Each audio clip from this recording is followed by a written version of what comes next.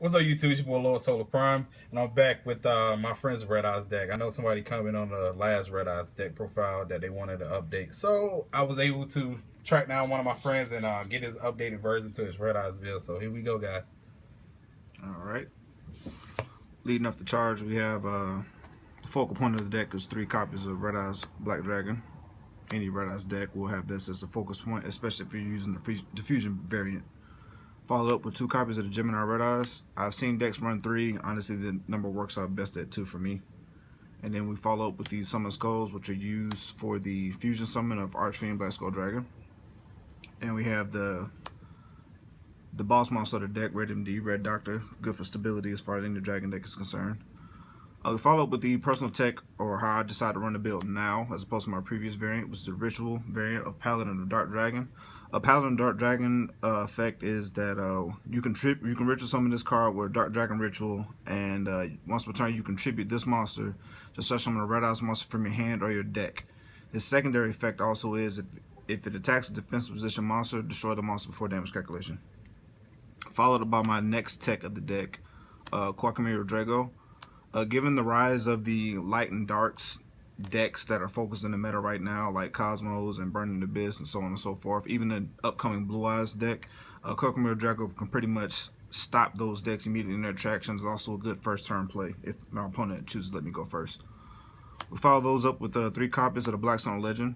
I've seen many Red Eyes decks toggle between 2 and 3. Honestly, for me, 3 works out best. It's one of those cards you want to see early on and as soon as possible and not wait for it. Followed by the one of Keeper of the Shrine. And another personal tech of mine is a Glow Up Bolt, which allows me to go into some level 8 or 9 synchros, which we'll get into later on. On to the spells, we run double copies of Red Eyes Fusion.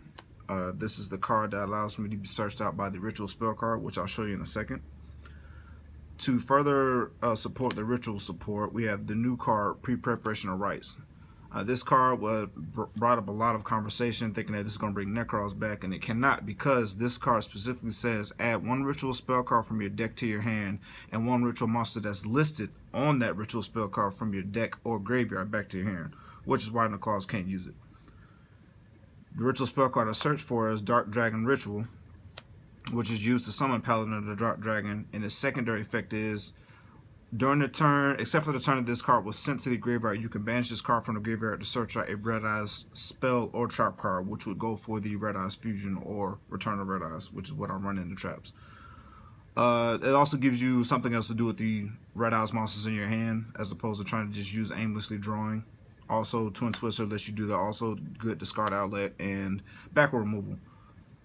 Run 2 copies of Silver Scry to return those discarded or tributed investments, along with 1 copy of Dragon Shrine for graveyard setup. I've seen most Dragon decks run 2 or 3 copies of Dragon Shrine. Honestly, cards that you can only use once per turn have a tendency to get clogged in your hand if you draw multiple copies.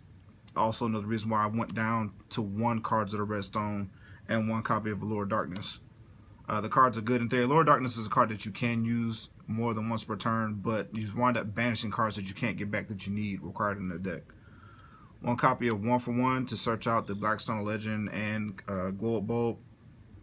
1 copy of Diamond Core Quackamiro to search out any Quackamiro monster, any Quackamiro card from my deck in my hand except Diamond Core. Also, Diamond Core's second effect is you can banish this card from the graveyard, and a Quackamiro monster cannot be destroyed for the rest of that turn. For the one-ofs, more Raigeki for monster removal and Dark Hole. Onto the traps, you run the Solemn Brigade, Solemn Strikes, and 1 Solemn Warning. I'm currently testing out 1 Ring of Destruction. I've been back and forth about this card, and there's reason to believe that it may come out, but right now it's testing out very well, along with 1 copy of Quake and Mirror Force. Out of all the new Mirror Force cards that have come out, Quaking is the best one in my opinion, because it puts your opponent's monsters face down when they declare an attack, and also they can't be flipped back up. Also, it continues to lock up your opponent's monster zone unless they run tribute monsters like Monarchs or possibly Cosmos. They're pretty much dead in the water. And for the final trap, I run 1 copy of Return of the Red Eyes. This gives me good graveyard recursion for me having a Red Eyes monster on the board. If I have a Red Eyes monster on the board, I can bring back any normal monster from our graveyard back to the field. Also, if this card is destroyed by my opponent's card effect, I'm allowed to special summon any Red Eyes from the graveyard to the field. That's it for the main deck. We're going to the extra deck now. And for the extra deck, we start off with one copy of Adas Absolute Dragon. This is the dragon formation of Utopia. It can negate an attack once per turn, and it does not target. Also, when this exceeds summon monster is destroyed and sent to the graveyard, I'm allowed to switch summon any Adas monster from an extra deck, which leads me into the one copy of Adas Vortex Dragon. Aside from having a big defense of 3,000 attack, it's a good monster to interrupt my opponent's play or attack during the battle phase, which will bounce any monster I choose back to their opponent's hand. I follow that up with 2 copies of Archfiend Black Skull Dragon, which is the focal point for the Red Eyes Fusion. He's an Armades with a big body on. He's 3,200 attack, 2,400 defense. And at the end of the battle phase to discard battles, you are able to select a Red Eyes normal monster in your graveyard, burn your opponent for the damage, and then shuffle that monster back into the deck. We follow that up with the other boss monster of the deck, 3 copies of Red Eyes Flare Metal Dragon.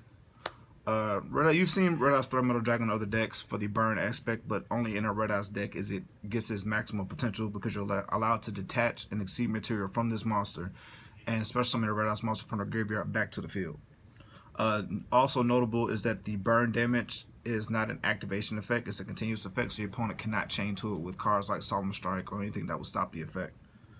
We follow that up with one copy of Big Eye and 1 copy of Dracosac. There's no deck that spams rank 7s that does not run these cards. We already know what they do. Going to the rank 4s, I run 1 copy of Dark Rebellion XYZ Dragon. He's a generic rank 4, takes 2 level 4 monsters, and I can target an opponent's monster that's bigger than me, cut its attack points in half, and gain that monster's attack points onto my monster. 1 copy of Castell because it's Castell. We all know what he does. 1 copy of Queen Dragun de Jin. This is a good combo-oriented card for my deck. Allows me to bring back any level 5 or higher dragon from our graveyard back to the field, but its effects are permanently negated. We go into the fusions aspect, and one of my favorite recently discovered fusions is Hot Red Dragon Abyss. This card is, wow. I really don't know what to give you as far as the description of it, other than the fact that it's a walking negation. It's 3,200 attack points. Once per turn, if your opponent activates a card effect, you can negate the card effect, like Raigeki, Dark Hole, anything that hits on the field and resolves on the field, I can negate once per turn. Also, if this card does damage, I'm allowed to special summon the tuner monster back from the graveyard to the field. And how I go into him is by making Hot Red Dragon Archfiend, using Glow Bulb, and then Stardust Sparker, also another option for another level 8. So that's what's up, man. This is the updated version for his Red Eyes deck. Hope you guys enjoyed it. I really do like the fact that he's incorporated Quirkmere Drago into this build, because it locks down decks like Cosmos for when they have the pilots on board, and you being able to summon Quirkmere Drago and attack into one of their pilots and they not be able to do anything about it. I really do like that. The only out they have to that is probably Dark Witch. Not too many people play that much, but it's probably like a one of in that deck. But I really do like the fact that Quirkmere Drago has been incorporated into this Red Eyes build. It just gives the deck way more options, and it gives a lot of breathing room against other decks. So I really do like it. I hope you guys enjoyed the deck profile. This has been your boy LordSolar Prime, and I'm out, guys. Peace.